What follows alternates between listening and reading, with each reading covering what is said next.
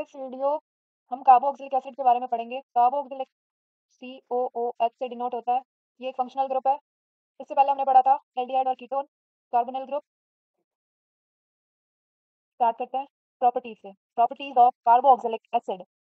Carboxylic acid acidic है nature में, तो carboxylic acid are acidic in nature as they easily loses H plus ion in aqueous solution to give more stable carboxylate ion. C acid किसको बोलते हैं? जो H plus ion donate कर दे, तो base जो OH आयन डोनेट करे। तो यहाँ पे carboxylic acid acidic in nature है क्योंकि ये H plus ion easily donate कर देता है। इजीली क्यों कर देता है? क्योंकि H plus आयन देने के बाद ये जो ऑक्सिलेट बनता है कार्बोक्सिलेट, ये स्टेबल है, कार्बोक्सिलिक एसिड से ज़्यादा स्टेबल है। दैट्स व्हाई ये H+ आयन डोनेट कर देता है, तो ये एसिडिक इन नेचर है। सबसे पहले तो ये थ्योरी आपको याद रखनी है कार्बोक्सिलिक के केस में। रिएक्शन है ये कार्बन चेन, ये कार्बोक्सिलिक एसिड, इसमें हमने डाला वाटर। और एसिडिक भी नेचर में कब है? जब ये एक्वस सॉल्यूशन में है, जब ये वाटर के साथ है। तो ये वाटर के साथ ऐड किया हमने, तो हमारे पास क्या बनेगा? RCOO and O। ये स्ट्रक्चर बनेगा, H रिएक्शन में से आउट हो जाएगा क्योंकि ये ज़्यादा स्टेबल है इससे। तो ये वाटर में डालते ही H+ आयन इसने लूज कर दिया और प्रोडक्ट बनेगा कार्बोक्सिलेट आयन, उसके साथ वाटर। तो ये क्या बन गया? H+ आयन देने के बाद जो चीज़ बनती है, प्रोडक्ट बनता है, उसको बोलते हैं कॉन्जुगेट बेस। H+ आयन देने के बाद बनता है कॉन्जुगेट बेस। तो ये क्या है? कार्बोक्सिलिक का कॉन्जुगेट बेस। अब इसमें क्या होगा? ये स्टेबल क्यों है? ये C जो है, ये जो 2 बॉन्ड ऑक्सीजन के साथ है, ये कंटिन्यूअसली रेजोनेंस में रहेंगे। ये डबल बॉन्ड कभी यहाँ शिफ्ट होगा, यहाँ डबल बॉन्ड हो जाएगा, ये हट जाएगा, और कभी ये वापस यहाँ शिफ्ट हो जाएगा, डबल बॉन्ड बन जाएगा। तो ये डबल बॉन्ड की शिफ्टिंग हो रही है। रेजोनेंस, रेजोनेंस नहीं बोल करके एग्जैक्ट वर्ड है इसके लिए हाइपर कॉन्जुगेशन, हमने पढ़ा था हाइपर कॉन्जुगेशन। ये जो डबल बॉन्ड है शिफ्ट हो रहे हैं बार बार एक से दूसरे पर, तो ये क्या स्टेबिलिटी प्रोवाइड कर रहे हैं। तो कार्बोक्सिलिक आयन, कार्बोक्सिलिक एसिड जो था उससे ज़्यादा स्टेबल है ये कार्बोक्सिलेट आयन, किसकी वजह से? हाइपर कॉन्जुगेशन की वजह से। नेक्स्ट है carboxylic acid are more acidic than alcohols. Conjugate base more stable. Carboxylic group जो है वो ज़्यादा एसिडिक है अल्कोहल अल्कोहल के कंपैरिजन में। क्यों? क्योंकि इसका जो कॉन्जुगेट बेस है, H+ आयन देने के बाद जो कॉन्जुगेट बेस बनता है वो ज़्यादा स्टेबल है अल्कोहल से। अल्कोहल में क्या बचेगा? ये H देने के बाद। तो यहाँ पे दिखाया हुआ है H2O और कार्बोक्सिलिक एसिड वाटर में लिया तो क्या बनेगा? Resonance stabilise. रेजोनेंस की वजह से स्टेबलाइज अभी हमने देखा था, तो ये कार्बोक्सिलेट आयन ज़्यादा स्टेबल है। यहाँ पे वाटर लिया है, उसमें हमने अल्कोहल लिया ROH। OH यहाँ पे क्या डिनोट कर रहा है? Alcohol group. तो ये वाटर में लिया तो यहाँ क्या बन रहा है? RO minus. इसमें कोई रेजोनेंस शो नहीं हो रहा है, इसलिए ये स्टेबल नहीं है। तो क्योंकि कॉन्जुगेट बेस ज़्यादा स्टेबल है कार्बोक्सिलेट आयन का, इसीलिए ज़्यादा एसिडिक कैरेक्टर शो कर रहा है carboxylic acid as compare to alcohol. Next है इसमें रिंग के हिसाब से बात हुई है, दो phenoxide ion has 5 resonating structure, still phenol less acidic then carboxylic acid. यहाँ पे बोला है ये जो फिनॉल है, बेंजीन के OH को फिनॉल बोलते हैं, ये अगर H डोनेट कर देगा, H अगर रिएक्शन से बाहर हो जाएगा, तो यहाँ क्या बन जाएगा? Phenoxide ion. पहले फिनॉल था, फिर क्या बन जाएगा? Phenoxide ion. ये कॉन्जुगेट बेस है फिनॉल का, क्योंकि इसमें 5 रेजोनेटिंग स्ट्रक्चर यहाँ पे शिफ्ट होगा, ये डबल बॉन्ड फिर यहाँ शिफ्ट होगा, यहाँ से यहाँ शिफ्ट, यहाँ 5 रेजोनेटिंग स्ट्रक्चर बन रहे हैं, फिर भी ये कम एसिडिक है कार्बोक्सिलिक एसिड से, क्योंकि सेकंड, थर्ड और fourth structure of phenoxide ion do not contribute in resonance because of negative charge on less electronegative carbon. ये जो 5 रेजोनेटिंग स्ट्रक्चर्स बन रहे हैं, इसमें सेकंड, थर्ड एंड फोर्थ, ये जो 3 स्ट्रक्चर बन रहे हैं, इसमें रेजोनेंस तो नहीं हो रहा है, क्योंकि ये जो कार्बन पे चार्ज शिफ्ट हो रहा है, ये वाले कार्बन जो है लेस इलेक्ट्रोनेगेटिव है। दैट्स व्हाई इसमें रेजोनेटिंग स्ट्रक्चर्स वीक बन रहे हैं as compare to carboxylic acid. इसीलिए electron localized between one oxygen atom, while in carboxylate ions electrons are delocalized between two oxygen atom. यहाँ पे एक ऑक्सीजन पार्ट ले रहा है और कार्बोक्सिलेट आयन में 2 ऑक्सीजन पार्ट ले रहे हैं। ये डबल बॉन्ड यहाँ शिफ्ट हो रहा है, ये डबल बॉन्ड यहाँ शिफ्ट हो रहा है, कंटिन्यूअसली शिफ्टिंग चल रही है। बट फिनॉक्साइड में क्या है? एक ऑक्सीजन एटम है, और उसमें भी सेकंड, थर्ड और फोर्थ स्ट्रक्चर जो है वो रेजोनेटिंग स्ट्रक्चर्स में जो कार्बन पार्ट ले रहे हैं वो लेस इलेक्ट्रोनेगेटिव है। दैट्स व्हाई कार्बोक्सिलिक एसिड जो है ज़्यादा एसिडिक है फिनॉल से भी और अल्कोहल से भी। नेक्स्ट है effect of substituent on acidic behaviour, presence of EWG। तो इसमें बोला है अगर हमारे पास रिंग है या फिर सिंपल चेन भी है, उस पे अगर EWG या EDG, इलेक्ट्रॉन डोनेटिंग ग्रुप या इलेक्ट्रॉन विड्रॉइंग ग्रुप जुड़ेगा, तो उसका एसिडिक बिहेवियर पे क्या चेंज आएगा वो बताया है। Presence of EWG increases the stability of conjugate base by de-sparing the charge and hence increase the acidic behavior, while EDG decreases stability of conjugate base by intensifying charge and hence decreases acidic behavior। ये हमने पहले भी discuss कर रखा है, जब EWG जुड़ेगा तो स्टेबिलिटी बढ़ेगी और एसिडिटी भी बढ़ेगी, एसिडिक कैरेक्टर भी बढ़ेगा। बट जब EDG जुड़ेगा तो स्टेबिलिटी कम होगी और एसिडिक कैरेक्टर भी कम हो जाएगा। इलेक्ट्रॉन डोनेटिंग ग्रुप की बात कर रहे हैं और इलेक्ट्रॉन विड्रॉइंग ग्रुप की बात कर रहे हैं। तो ये हमें याद रखना है। इलेक्ट्रॉन विड्रॉइंग ग्रुप कौन कौन से है? हेलोजेंस हो गए, कार्बोक्सिलिक एसिड भी है इसमें, NO2। और इलेक्ट्रॉन डोनेटिंग ग्रुप कौन कौन से? कार्बन चेन हो गई, जैसे R, OR, ये वाले जितने भी है ये सारे इलेक्ट्रॉन डोनेटिंग ग्रुप है।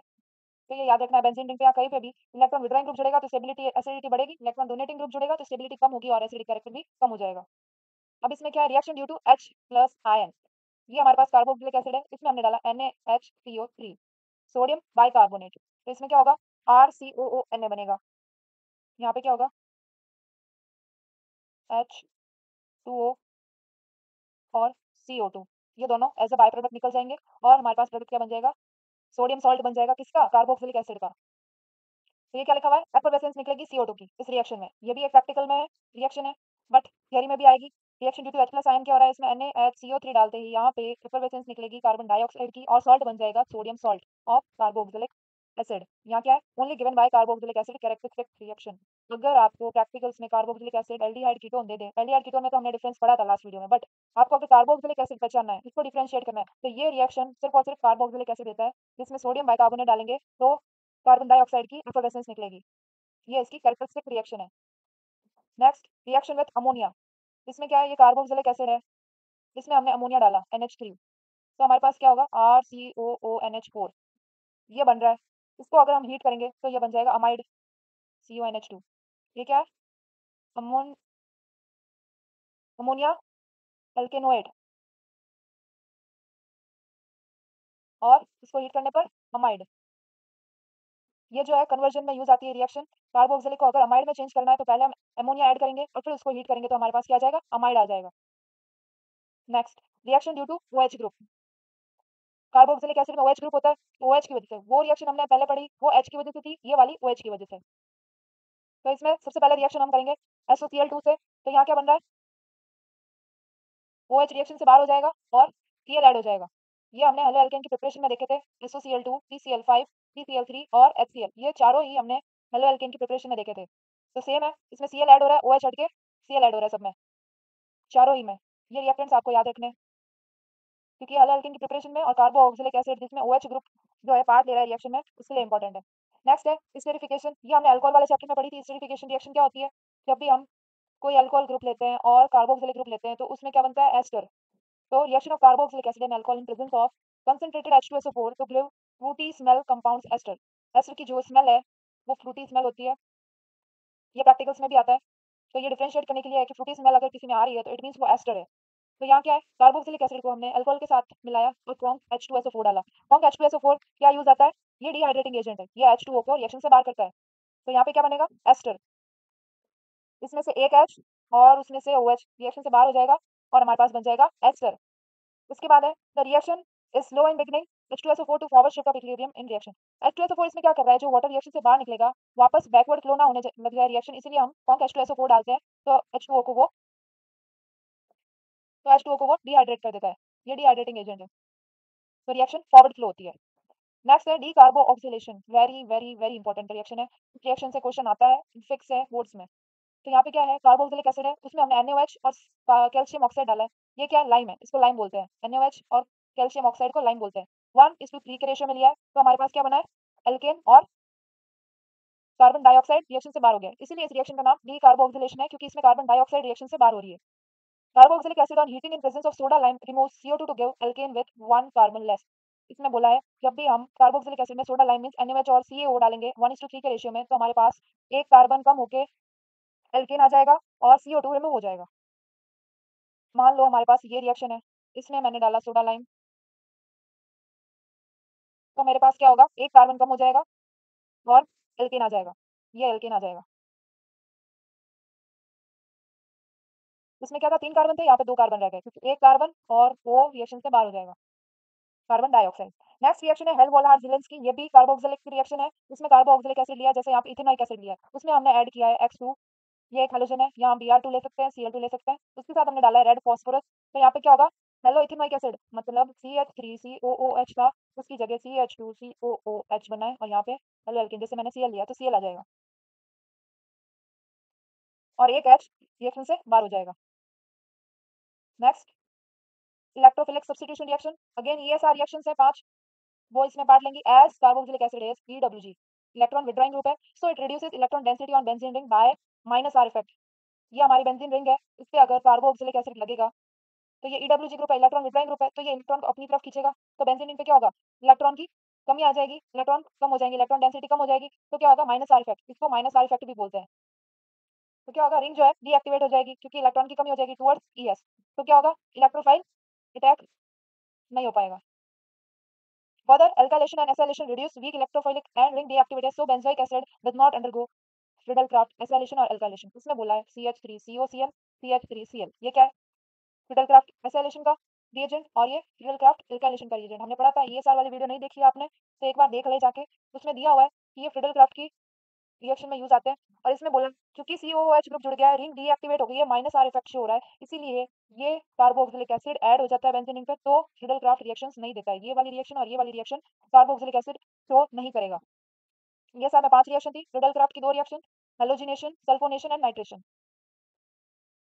हैलोजिनेशन हमने अभी पढ़ी थी, अब हम पढ़ रहे हैं नाइट्रेशन। नाइट्रेशन में क्या होता है, ये कार्बोक्सिलिक एसिड जुड़ा हुआ है, नाइट्रेशन के लिए हम डालते हैं कॉन्क HNO3 और कॉन्क H2SO4। तो यहाँ पे क्या होगा, ये कार्बोक्सिलिक एसिड वैसे के वैसे जुड़ा हुआ है, और मेटा मेटा प्लेस पे NO2 जुड़ेगा। मेटा पे क्यों जुड़ रहा है, क्योंकि अभी बताया ये EWG ग्रुप है, तो रिंग डीएक्टिवेट हो जाएगी, और सबसे ज्यादा इलेक्ट्रॉन डेंसिटी कहाँ होती है, पैरा और ऑर्थो पे, तो इलेक्ट्रॉन डेंसिटी कम हो गई, तो पीछे कौन सी साइड बची, मेटा वाली, इसलिए NO2 जो है मेटा पे आके अटैक करेगा।